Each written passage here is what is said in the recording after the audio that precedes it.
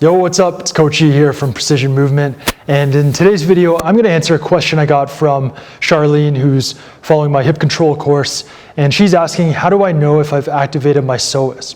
Okay, and that's a really good question. So first of all, the psoas is a hip flexor muscle that is basically crossing right there.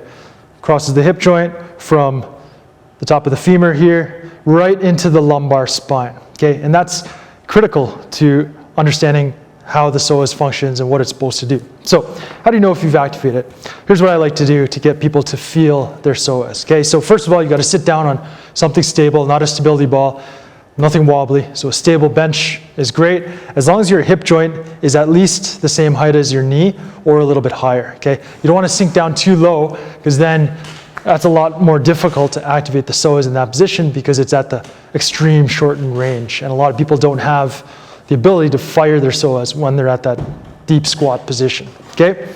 So you sit down, make sure you're in alignment, feet are pointing straight ahead. Now what you wanna do is get into hyperextension of the lumbar spine. So really extend as much as you can because the psoas also creates this hyperextension, and we're trying to shorten it up a little bit just so that we can get into a position where it's easy to feel, okay? So here, hyperextend the lumbar spine, and then all you're gonna do is lift foot up off the ground without letting the hip externally rotate like that. Okay, none of that. And don't let the leg go out like that, horizontal abduction.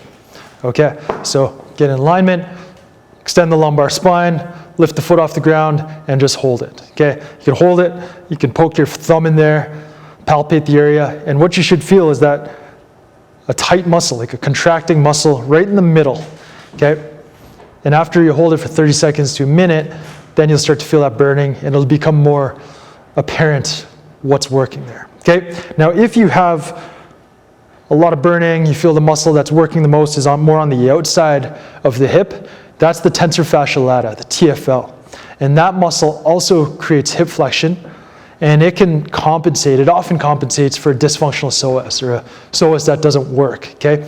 So if this muscle is firing up a lot, we gotta shut that guy off, okay, to get the psoas, to get the awareness to the psoas. So one trick that you can do is just jam your thumb in there really hard into the tensor fasciae lata. And if you're not sure where these muscles are, Google search, okay?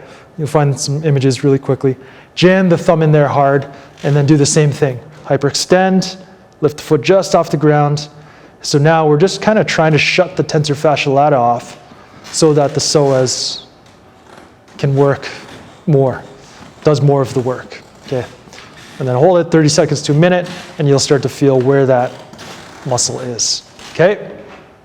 So that's it. That's how you know if you're activating the psoas. You get it into a position where it has to work and you just hold it there for a minute or so, and then you'll start to feel it burning, and then you could bring that awareness to other movements that you do so you know that the psoas is working when it's supposed to. Okay, so hopefully that answers your question, Charlene, and answers the question that anybody has about the psoas and how to activate it, how to get it working, what it's supposed to do. So if you want to find out more about the hip control course, you can visit the link at the end of this video. Otherwise, talk to you next time. Peace.